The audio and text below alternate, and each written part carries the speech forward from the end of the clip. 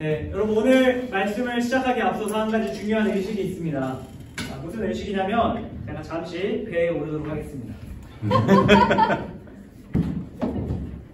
제가 어제 밤에 쳐놓은 그물입니다.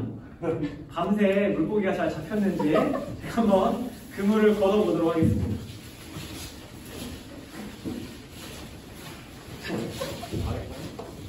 오, 일단 한 마리. 또 한 마리. 세 마리. 자, 여러분. 표정이 너무 안 좋은데요? 조금이라도 웃으라고 해봤는데 전혀 안 웃네요. 자. 근데 붕어들이 5,000원짜리, 만원짜리. 색깔이. 네, 여러분, 제가 지금 방금 한번 어부가 되어보았습니다. 여러분, 어부라는 직업은 자신이 이제 배를 띄워서 그물을 던져서 물고기를 직접 낚는 사람들을 우리가 어부라고 합니다. 배에 올라서 물고기를 잡고 그것을 팔아서 생계를 책임지는 사람들이 바로 이 어부입니다. 이 어부라는 사람들, 우리가 흔히 도시에서는 만나기 어려운 사람들인데 아직도 해안가 지역을 가보면 배와 또 그 배에서 물고기를 잡는 어부들을 볼 수가 있습니다. 여러분, 어부들은 물고기 잡는 것에 있어서는 전문가입니다. 여러분들이 각자 좋아하는 분야의 전문적인 지식이 있듯이 이 어부들은 물고기에 대한 전문가들입니다. 물고기를 어떻게 해야 잘 잡을 수 있는지, 또 이 물고기는 어떻게 팔리는지 모든 것을 알고 있는 사람들이 바로 어부입니다. 여러분, 오늘 우리가 함께 나눌 성경의 이야기도 바로 이 어부들이 등장합니다. 이 어부에 관련된 말씀을 통해서 하나님의 음성을 같이 나누기를 원합니다. 그럼 오늘 우리가 함께 읽은 성경 말씀의 배경은 해가 막 떠오르고 있는, 다시 말해 해가 막 떠오르고 있는 커다란 호숫가의 모습을 우리에게 보여주고 있습니다. 이른 새벽 해가 떠오르는 게네사렛이라는 호숫가가 오늘 말씀의 배경입니다. 여러분, 이 게네사렛이라는 호수는 우리가 여러 가지 호칭으로 불리는 호수입니다. 우리가 갈릴리 호수라고 부르기도 하는 호수인데, 이 호수는 엄청나게 큰 호수입니다. 얼마나 크냐면 이 지리적인 정보를 여러분에게 전달해드리면 가로가 12km 정도였다고 합니다. 그리고 세로로 20km 정도였다고 해요. 그러니까 이렇게 타원형의 길쭉한 엄청 큰 호수라고 할 수 있죠. 여러분, 제가 살고 있는 동네에도 이와 같이 큰 호수가 있습니다. 제가 살고 있는 데가 송파구인데요. 거기 석촌호수라는 호수가 있습니다. 여러분, 이 석촌호수를 가보신 분들은 아시겠지만 석촌호수의 중앙에 혹시 뭐가 있는지 아세요? 석촌호수의 중앙에 롯데월드가 있습니다. 호수가 이렇게 둥그렇게 있는데 한쪽 호수 중앙에 매직 아일랜드라고 롯데월드의 야외 놀이공원이 떠 있습니다. 여러분, 이 석촌호수처럼 이 갈릴리 호수, 오늘 말씀의 게네사렛이라고 나온 호수는 거대한 호수입니다. 그 폭이 엄청나고 그 넓이가 엄청난 호수입니다. 그리고 이 호수는 또 특별한 특징이 한 가지 있었는데, 그것이 무엇이냐면 이 호수에 들어오는 물이 어떤 물이냐면 헐몬산이라는 북쪽의 산에서 내려오는 차가운 물과 그 안에 있는 온천수가 만나는 물입니다. 제가 옛날에 여러분들 나이 때 과학 시간인가 지리 시간에 그걸 배웠는데 그 용어가 생각이 안 나더라고요. 혹시 얘기해 줄 수 있나요? 그 약간 찬물하고 뜨거운 물이 만나서 약간 물고기가 살기 좋은 그걸 뭐라 그러죠? 조경호수라 그러나요? 조경수요? 저도 진짜 너무 궁금해서 막 찾아봤는데 안 나와요. 어쨌든 바로 그런, 어떤 데인지 아시죠? 찬물과 따뜻한 물이 만나서 물고기가 서식하기 너무 좋은 환경이 바로 이 게네사렛이라는 호수입니다. 당시 기록을 찾아보니까 이 게네사렛 호수에 살고 있는 물고기의 종류만 해도 200종이 넘었다고 합니다. 그러니까 물고기 잡기에 정말 최적화된 그 호수가 바로 이 게네사렛이라는 호수입니다. 오늘 말씀에 나오는 이 게네사렛 호수의 모습을 오늘 본문 1절에 성경 기자가 이렇게 기록합니다. 우리 함께 1절 말씀을 한 목소리로 함께 읽겠습니다. 시작! 우리가 몰려와서 하나님의 말씀을 들을새 예수는 게네사렛 호숫가에 서서. 여러분, 이렇게 큰 호수에 지금 사람들이 잔뜩 몰려 있다고 성경은 이야기합니다. 여러분, 이른 아침 해가 떠오르는 호수에 수많은 사람들이 모여 있는 겁니다. 여러분, 그들이 왜 모여 있었을까요? 일출을 보기 위해 모여 있었을까요? 그것이 아닙니다. 이 사람들은 해가 뜨는 것보다 더 멋진 것을 기대해서 그곳에 모여 있었습니다. 그들이 기대했던 것은 바로 그 호수에서 들려지는 하나님의 말씀이었습니다. 당시 이른 아침 예수님께서 수많은 사람들을 거느리고 이 게네사렛 호수에서 하나님의 말씀을 전하고 계셨습니다. 여러분, 당시 호숫가에 있는 사람들이 하나님의 말씀을 조금이라도 더 듣기 위해 예수님 곁으로 다가왔다고 기록하고 있는데, 얼마나 열정적으로 사람들이 달라붙었는지 오늘 본문에는 이렇게 원어로 적혀 있습니다. 에피케마이라고 적혀 있는데, 이게 무슨 뜻이냐면 사람들이 예수님 위에 있었다라는 표현입니다. 여러분, 사람들이 예수님 위에 있었다는 게 어떤 의미예요? 사람들이 예수님께 밀어붙여가지고 예수님 위로 기어 올라갈 정도로 사람들이 많이 예수님께 달라붙었다라는 뜻입니다. 예수님에게 기어 올라가는 많은 사람들이 밀착해서 귀를 열고 예수님이 무슨 하나님의 말씀을 전하시는지 듣고 있었던 것입니다. 여러분, 제가 예전에 한 4년쯤 전에 여의도 불꽃축제가 한다고 해서 한강변에 나간 적이 있습니다. 여의도에서 좀 멀리 떨어져 있는 한강에서 봤는데 그 한강만 해도 사람들이 엄청 많았습니다. 그 불꽃축제가 시작하는 그 시간에 맞춰서 수많은 사람들이 불꽃이 잘 보이는 명당에 자리하고 있었습니다. 그리고 순간 불꽃이 빵 터지는 순간 사람들이 그 불꽃을 향해서 막 달려가는데 저도 그 중간에 끼어있다가 같이 쓸려갔습니다. 여러분, 그때 사람이 얼마나 많았는지 진짜 이러다 사람이 죽을 수도 있겠다 싶을 정도로 사람들이 많이 있었던 기억이 납니다. 여러분, 예수님이 바로 이런 상황입니다.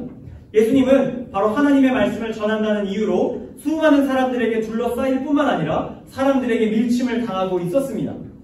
바로 이런 긴급한 상황 속에서 예수님과는 너무나 대조적인 한 무리의 사람들이 오늘 말씀에 등장합니다. 그 사람들은 바로 제가 처음에 이야기했던 어부들입니다. 그럼 오늘 말씀 2절을 보면 어부들의 모습이 등장합니다. 오늘 2절 말씀도 우리 같이 한번 읽겠습니다. 시작! 호숫가에 배 두 척이 있는 것을 보시니 어부들은 배에서 나와서 그물을 씻는지라. 여러분, 여기 태평하게 그물을 씻고 있는 어부들의 모습이 나옵니다. 예수님과 사람들은 굉장히 북적북적하고 있는데 게네사렛 한쪽 호수 끝에서 어부들이 모여서 그물을 닦고 있습니다. 근데 그 그물을 잘 보니까 그 그물에는 제가 아까 물고기를 3마리나 잡은 것과는 비교되게 한 마리의 물고기도 걸려있지 않았습니다. 여러분, 예수님의 눈에 저 끝에서 그물을 씻고 있는 어부들의 모습이 보인 겁니다. 그들은 지난밤 밤새도록 물고기를 잡았지만 한 마리의 물고기도 잡지 못한 어부들이었습니다. 그들은 온몸에 힘이 쭉 빠진 채로 축 처진 어깨로 그물을 씻고 있었습니다. 여러분, 물고기를 잡아야 생계가 해결되는 어부입니다. 그런데 생계가 해결되는 물고기를 한 마리도 잡지 못했으니까 당연히 어깨가 축 처질 수밖에 없습니다. 그들은 낙심한 얼굴을 하고 빈 그물을 정리하고 있었습니다. 여러분, 어부들은 모두 배 앞에 쭈그려 앉아서 철수하고 있었던 중입니다. 이 광경을 보신 예수님께서 순간 한 가지 수가 떠오르십니다. 밀려오는 사람들을 피해서 하나님의 말씀을 전할 수 있는 좋은 방법이 떠오릅니다. 그것이 무엇이냐면 바로 어부들이 철수시킨 그 배에 타 호수 위로 올라가 물 위에서 말씀을 전해야겠다라는 방법이었습니다. 예수님께서는 그 길로 사람들을 피해 게네사렛 호수에서 그물을 씻고 있는 어부들에게 달려갑니다. 그리고 그들의 배 위에 오르십니다. 오늘 말씀 3절인데 제가 여러분에게 읽어드립니다. 예수께서 한 배에 오르시니 그 배는 시몬의 배라. 육지에서 조금 떼기를 청하시고 앉으사 배에서 무리를 가르치시더니. 여러분, 제가 얼마 전에 집 앞에 이제 중등부 전도사님이 가끔 이제 저를 차를 태워주시려고 자동차를 갖고 오세요. 그럼 저희 집 앞에 전도사님이 자동차를 대고 있으면 제가 토요일마다 아침에 일어나서 이제 그 차에 타고 교회에 와서 설교 준비를 합니다. 근데 지난주에 제가 집 앞에 약속된 시간에 딱 내려가서 차가 서 있는 거예요. 그래서 차 문을 딱 열었어요. 딱 열고 안녕하세요 전도사님 하고 딱 했는데 전도사님이 아니라 이상한 사람이 아니에요. 알고 보니까 그 비슷하게 생긴 차, 다른 차가 거기 앞에 잠깐 정차해 있었던 겁니다. 그래서 제가 너무 놀라가지고 죄송합니다 하고 닫고 바로 뒤에 있는 이면서 전에 차에 탔던 기억이 있는데, 여러분, 지금 예수님이 어떤 일을 하시는 거냐면요, 남의 차에 올라타시는 거예요. 지금 시몬 베드로가 배를 깨끗이 치우고 집에 갈 준비를 하고 있는데 그 남의 배에 그냥 오르신 겁니다. 여러분, 예수님께서 시몬의 배에 올라 호수 위로 배를 띄우십니다.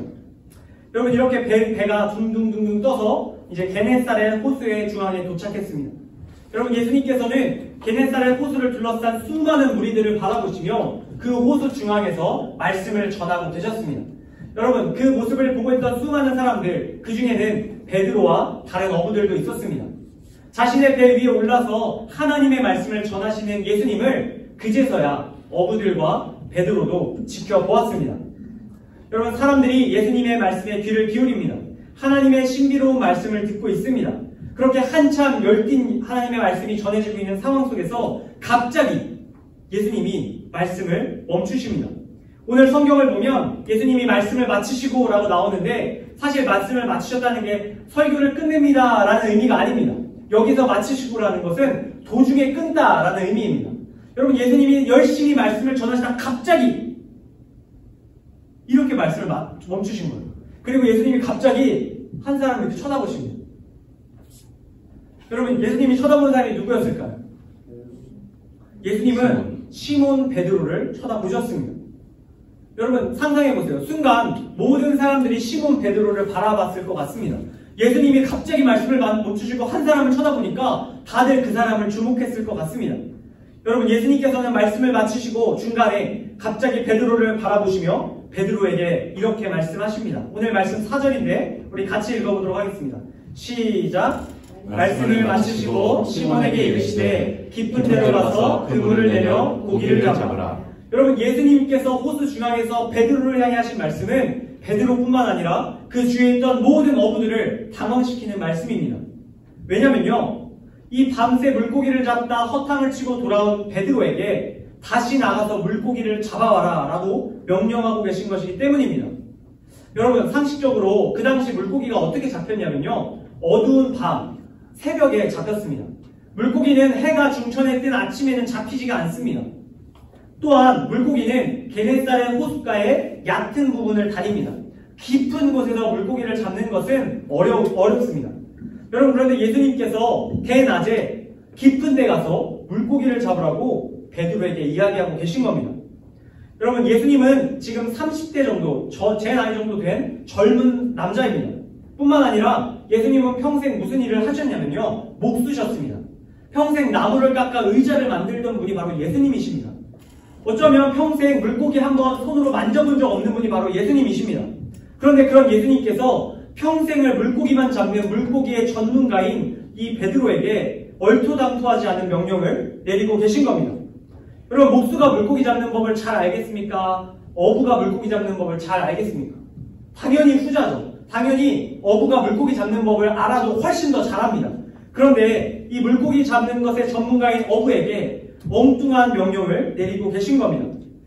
여러분, 이거 요즘 여러분들의 용어로 표현하자면 좀 천박한 표현이라고 할 수 있지만 이거 선 넘는 거죠. 사실 선 넘는 겁니다. 여러분, 감히 목수가 어부한테 이래라 저래라 하는 겁니다. 여러분, 베드로에게 감정이입해서 생각해보세요. 여러분, 밤새 자기가 할 수 있는 모든 방법을 동원해서 물고기를 잡았는데 안 잡힌 거예요. 안 그래도 화가 나 있을 겁니다. 그런데 그런 자기에게 이래라 저래라 하는 예수님의 말씀이 그렇게 좋게 들리지 않았을 것이 분명합니다. 그런데 이렇게 어부들은 밤새 물고기를 잡는 일을 실패한 채 낙심해 있었습니다. 여러분, 어부들은 자신의 경험과 지식을 가지고 밤새 수고했습니다. 예수님이 이 말씀을 들려주시기 전까지 그들은 밤새 수고하고 안 잡힌 것을 보며 낙심한 상태에 있었습니다. 여러분, 안 잡히면 어쩔 수 없다고 여길 뿐입니다. 그게 전부예요. 이런 어부들에게 말도 안 되는 방법을 들어 물고기를 잡아오라는 예수님의 말씀은 어떻게 보면 야속한 말씀처럼 들릴 수도 있습니다. 자신들의 경험과 지식과는 정면 충돌하는 말씀을 예수님께서 들려주고 계신 겁니다. 여러분, 우리도 이 세상을 살다 보면 오늘 말씀 속 어부들과 같은 경험을 합니다. 우리의 경험과 지식을 토대로 우리의 삶을 열심히 살아가지만 허탕을 칠 때가 있다는 뜻입니다. 밤새 수고하고 노력하지만 우리가 생각한 것만큼 결과가 좋지 않을 때가 있습니다. 때로는 내가 수고하는 것에 비해 터무니없는 결과로 빈 그물과 같은 결과로 인해서 낙심할 때도 있습니다. 마치 어부들이 그들의 경험과 지식을 총동원해서 물고기를 잡으려 노력했지만 빈손으로 돌아왔던 것처럼 말입니다. 어부들이 그들의 경험과 지식을 토대로 아무리 노력해도 되지 않을 때가 있습니다. 여러분, 나의 계획과 나의 뜻이 온전히 이루어지지 않을 때, 아무리 수고하고 노력해도 내 삶이 나의 기대대로 흘러가지 않을 때, 내게 주어진 일 중에 어느 하나 제대로 수행하지 못할 때 우리는 스스로를 형편없는 어부처럼 여깁니다. 마치 게네사렛 호숫가에 주저앉아 빈 그물만 씻고 있는 그 어부들처럼 우리 자신을 여길 때가 있다는 뜻입니다. 바로 그런 순간 하나님의 말씀은 우리에게 야속하게 들립니다. 때로는 나의 상황에 너무 무리한 요구처럼 들리기도 합니다. 때로는 나에게 위로가 되는 것이 아니라 부담이 되는 말씀처럼 들릴 때도 있습니다. 머리와 가슴으로 이해되지 않고 내 경험과 지식과 충돌할 때가 있습니다. 여러분, 이런 말씀이 우리에게 들려질 때 우리의 마음이 굳어질 수 있습니다. 그리고 점차 하나님의 말씀을 덮고 말씀과 멀어지게 됩니다. 나의 경험과 지식을 더욱더 악착같이 믿으며 우리는 이 세상을 살아가게 됩니다. 세상이 믿을 것 오직 나 하나밖에 없다고 생각하며 칼을 갑니다. 그러나 여전히 세상은 우리의 뜻대로 되지 않습니다. 우리의 경험과 지식으로는 우리가 너무나 많은 실패를 경험한다는 뜻입니다. 밤새 수고하는 이 어부처럼 우리도 밤새 우리의 인생을 평생을 수고하지만 형편없는 어부로 전락할 때가 있습니다.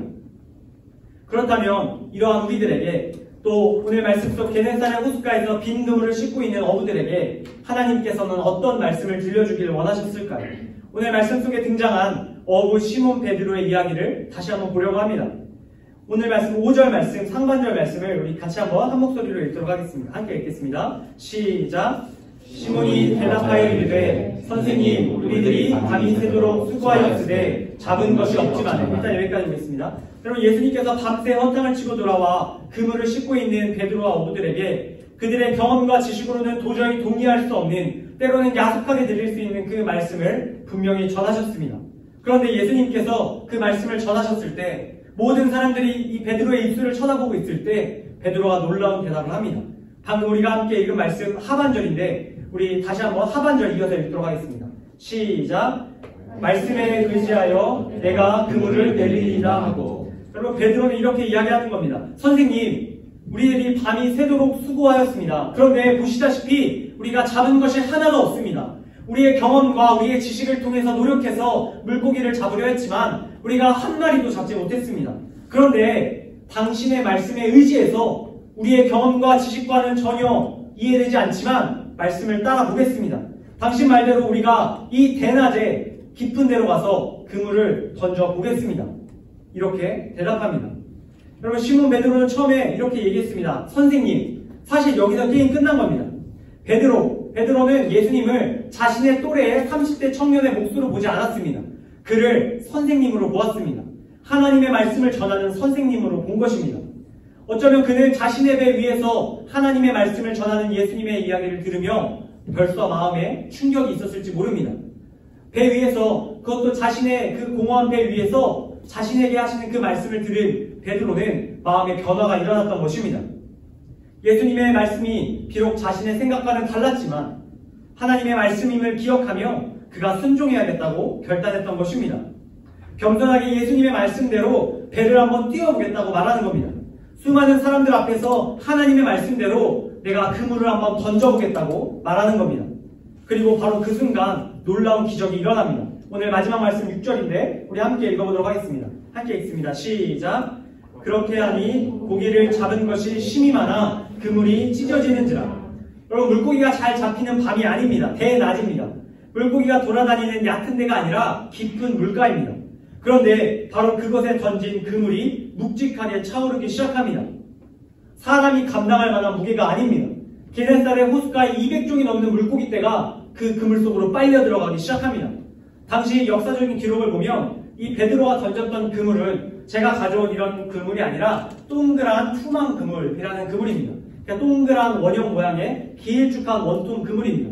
그 그물통을 던졌는데 그 안으로 마치 농구공이 빨려 들어가듯이 골대에 물고기들이 그 안으로 들어가고 있는 겁니다. 너무나 많은 물고기가 들어가 하나의 투망으로 도저히 끌어올릴 수 없을 정도로 그 직경 7m의 투망이 가득 차게 됩니다. 그리고 그 그물이 찢어지게 됩니다. 여러분, 그 광경을 바라봤던 베드로와 어부들과 다른 사람들이 어떤 심정이었을까요? 그리고 호수 위에서 이 놀라운 광경을 지켜보던 수많은 사람들이 어떤 심정을 가졌을까요? 모두 같은 마음이었을 것입니다. 하나님의 말씀을 토대로 살아가면 바로 저렇게 되는구나. 물고기를 잡는 일 하나도 하나님의 말씀대로 하면 달라지는구나. 나의 경험과 지식보다 하나님의 말씀을 우선할 때 기적이 일어날 수 있구나. 그곳에 모였던 수많은 사람들이 같은 마음을 품었을 것입니다. 여러분 그렇게 오늘 말씀 제목처럼 이 베드로는 훌륭한 어부가 되었습니다. 자신의 경험과 지식으로는 될 수 없는 훌륭한 어부가 되었습니다. 사랑하는 고등부 형제자매 여러분, 말씀을 정리합니다. 우리도 오늘 말씀 속 이 베드로와 같은 어부가 되어야 합니다. 하나님의 말씀을 토대로 우리의 삶에 배를 띄우고 그물을 던지는 어부가 되어야 합니다. 내 삶에 나의 경험과 지식을 토대로 살아가야 한다고 생각하는 우리들에게 하나님께서 오늘 중요한 사실을 말씀하고 계십니다. 우리의 경험과 우리의 지식보다 중요한 것은 바로 하나님의 말씀을 토대로 사는 것이다 라는 사실을 말입니다. 성경을 통해 주어지는 하나님의 말씀이 우리의 삶의 토대가 될 때, 우리의 행동의 토대가 될 때 우리의 삶에도 기적이 일어난다고 말씀하고 계십니다. 하나님께서 우리를 형편없는 어부로 부르지 않으십니다. 하나님께서 우리를 훌륭한 어부로 부르기를 원하십니다. 훌륭한 어부란 단지 수많은 고기, 수많은 결실을 맺는 사람을 뜻하는 것은 아닙니다. 훌륭한 어부라는 것은 그 그물이 가득 차든 그렇지 않든 하나님의 말씀대로 사는 사람을 말합니다. 나의 경험과 지식을 내려놓고 하나님의 말씀을 우선적으로 따르는 사람을 말합니다. 그때 하나님께서 여러분의 인생을 책임져 주십니다. 이 사실 기억할 수 있는 여러분들 되시길 간절히 소망합니다. 제가 끝으로 한 가지 짧은 이야기 들려드리고 오늘 말씀을 맺도록 하겠습니다. 제가 어렸을 때 가지고 놀던 장난감 중에 미니카라는 것이 있었습니다. 작은 부품들을 조립해서 건전지를 넣으면 빠르게 달려가는 장난감 자동차입니다. 제 친구들과 함께 각자 미니카를 한 대씩 구입해서 미니카를 조립해서 항상 모이는 곳이 있었습니다. 어디서 모였냐면요, 동네 문구점 앞에서 모였습니다. 왜냐하면 그 동네 문구점 앞에서 옛날에 그 당시에는 이제 그 미니카를 굴릴 수 있는 트랙이 설치되어 있었기 때문입니다. 미니카를 굴릴 수 있는 미니카 트랙이 설치되어 있는 문구점 앞에 모여서 항상 같은 친구들끼리 이렇게 미니카 경주를 했던 기억이 납니다. 그런데 그 미니카 트랙에서 가장 하이라이트 구간이 있는데 그 구간이 어떤 구간이냐면요, 이런 구간입니다. 미니카가 이렇게 막 팔자로 돌다가 어느 지점에 가면 이렇게 360도 롤러코스터 도는 구간이 있습니다. 여러분, 이렇게 360도 도는 구간을 지나가기 위해서는 자동차가 굉장히 빠르고 강력해야 됩니다. 그런데 제 친구와 대부분의 다른 아이들의 장난감 자동차는 다른 코스를 막 빨리 돌다가 그 360도 도는 구간에서 딱 멈춰 섭니다.